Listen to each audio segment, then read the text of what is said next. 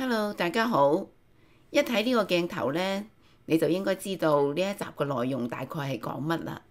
就係講天鵝蘭，主要係想同大家分享下佢嘅養護心得啦，同埋一啲困惑啦。比如好似佢黃葉啊、甩葉啊，同埋係咪要一定休眠先至可以開花呢？喺呢一集裏邊呢，都會分享呢啲內容。呢一棵天鵝蘭呢，今次總共開到5朵花，呢一朵係最先開嘅，其他嗰幾朵呢都仲未完全打開。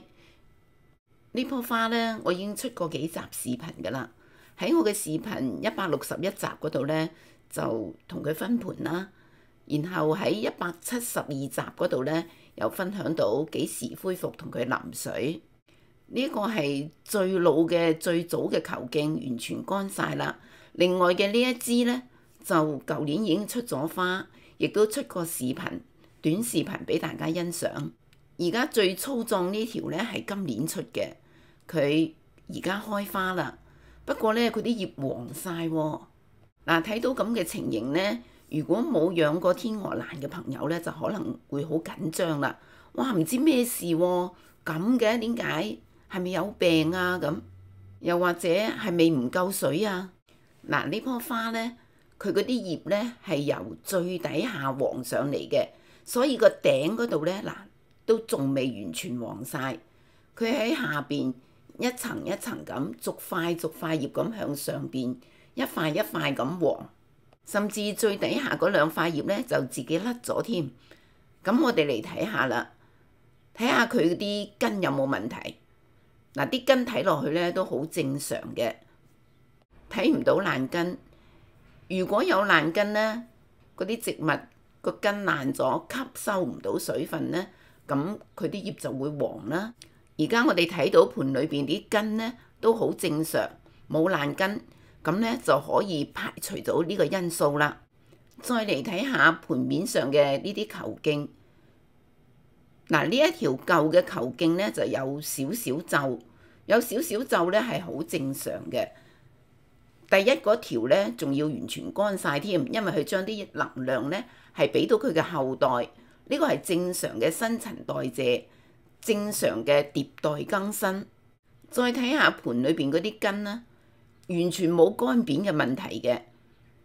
睇下盤面上邊呢個新嘅球莖下邊嗰啲根，全部都係好實淨嘅，即係話佢啲根咧係完全冇問題，好健康。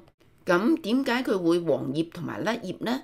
因為天鵝蘭咧喺佢嘅原生地，到冬天咧係旱季，植物咧有一種求生嘅本能嘅。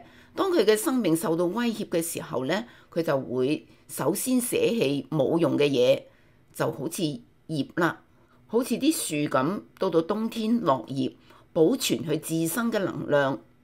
喺養護方面呢，我就係仿照佢原生態嘅生長環境。到冬天我就控水，如果唔控水，佢又唔瞓覺，咁你又正常咁淋水施肥，佢就會繼續營養生長，即係繼續咁長葉啊、長枝幹啊、長苗仔啊，咁就好難開花啦。啲葉甩咗之後呢，睇到呢度呢，有個芽點突起啊，好明顯嘅芽點突起，咁呢度呢，就有可能會再開花或者出苗芽。呢個芽點呢，只能夠叫做休眠芽，因為佢仲未發育啊，唔一定發育嘅。有時佢乾咗，嗱，好似上邊呢個呢，就比較乾啦，而且本身都係比較平嘅話呢，估計呢個係唔會發育嘅。呢個點嗱，而家睇到係比較乾啊嘛，咁可能佢就永遠休眠啦。而下邊嘅呢個點呢，就有機會啦。其實每一個葉夾嗰度呢，佢都有一個休眠嘅芽點，嗱，呢度都有。但係呢啲咁平嘅呢，唔一定會發育。佢呢啲芽點呢，可以係長苗仔，亦都可能係開花。所以呢個呢，就睇下你點樣去養護。佢就偏向於長花或者係長苗，就由你嘅養護去影響佢啦。我哋一邊睇花，一邊喺度繼續講呢個芽點呢，既然佢有可能長花，又可能長苗，咁我哋點樣去幫佢呢？我就會係繼續控水。當然呢個唔係話我想點就點，最後都係要由佢決定。我哋只係盡人事幫一幫佢。睇下呢朵天鵝蘭，其實佢未開之前，我覺得仲似天鵝。上邊嗰度係翼，下邊嗰度係身，所以未開已經係好似隻天鵝啦。佢啲花呢，由最前面一路一朵一朵咁開，最後呢一朵呢，啱啱擘開個口。而家繼續講返嗰啲芽點，嗰啲芽點呢，落咗葉之後，仲有一浸衣包住嘅，咁呢，就唔好搣咗嗰浸衣。嗱，呢一度呢，舊呢條枝都有個芽點，但係佢乾咗。我嗰陣時唔識啦，我就會搣到呢浸衣。呢個芽點冇到嗰浸衣喺度保護，咁佢就好容易乾啦。所以而家新嘅呢度呢，佢甩到葉之後呢浸衣呢，我就唔會撕佢落嚟，由佢冚住個芽點起保護作用。嗱，呢度個標籤嗰度寫住舊年3月9號就係嗰個時候同佢分盤㗎啦。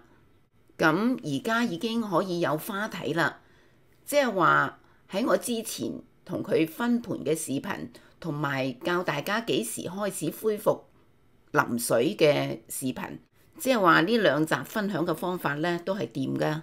咁係咪所有嘅天鵝蘭都要甩葉先至開花呢？唔一定嘅，睇下佢長到啲冧咁大嘅時候，佢啲葉都仲係綠油油㗎。所以唔一定等佢落晒葉、瞓咗覺之後先至開花嘅。黑珍珠亦都係冇瞓覺，仲帶住葉就開花㗎。而家對比一下黑珍珠同黃綠天鵝蘭佢哋花嘅大細啊，爭好遠啊！嗱，擺埋一齊，2朵花擺埋一齊就睇到啦。呢個黃綠天鵝蘭係咪好大朵啊？又大朵，顏色又嬌嫩，又靚又香。佢嘅花型呢，有啲似飛撲過嚟嘅天鵝，亦都有啲似一個外星人。睇下，又好似一隻大眼睛，但係側面睇又好似突出嘅額頭，下邊綠色、深綠色嗰度咧，好似個嘴咁，好得意。你覺得佢似乜嘢呢？充分發揮你嘅想像力，歡迎喺留言嗰度講下你覺得佢似乜嘢啊！有時唔講唔覺，一講哇，真係喎！跟住嚟講下我平時對佢嘅養護啦。喺春夏秋3季呢，都係盡量係大水大肥。咩意思呢？即係話呢，俾佢充足嘅水分同埋養分。盆面一乾就淋水。肥呢，我係用均衡肥，即係氮磷鉀比例一樣嘅，用建議濃度嘅1/4。盆面嗰度呢，仲加到啲好康多換色肥。過到中秋之後就落磨肥，同時適當咁開始控水，將均衡嘅水溶肥換成磷鉀比較重嘅開花肥，亦都可以用磷酸二氫鉀，盡量減少用氮肥。控水要循序漸進，慢慢咁減少淋水嘅量，同埋拉長2次淋水之間嘅時間。就算佢開花啦，都唔使緊要嘅，繼續控水，因為佢嗰條筍呢好粗壯，儲存到好多水分同埋養分，就好似一個大電池咁，隨時攞嚟備用。所以呢，唔需要緊張嘅，直到你睇到佢呢條枝有少少皺啦，先至淋少少水俾佢就 OK 噶啦。光照方面呢，喺唔曬傷佢嘅情況下呢，俾佢盡量高嘅光呢就係最好嘅。我哋呢個個人嘅環境條件係唔一樣，同埋呢每一個天鵝蘭佢嘅個體啊或者品種都唔一樣。咁呢就一樣就係要自己執生啦，就要睇下佢會唔會休眠。有啲咧佢會休眠嘅，完全冇生長嘅跡象，好似瞓到覺咁。咁咧你就唔好淋水啦。如果佢瞓咗覺，你再淋水俾佢咧，就好容易爛根嘅。咁咧就要等到來年春天，睇到佢嘅新根長到一定嘅長度啦，咁你先至開始恢復淋水。詳細嘅可以參考我嘅視頻第172集。以上就係今日要同大家分享嘅內容，多謝收睇，再見。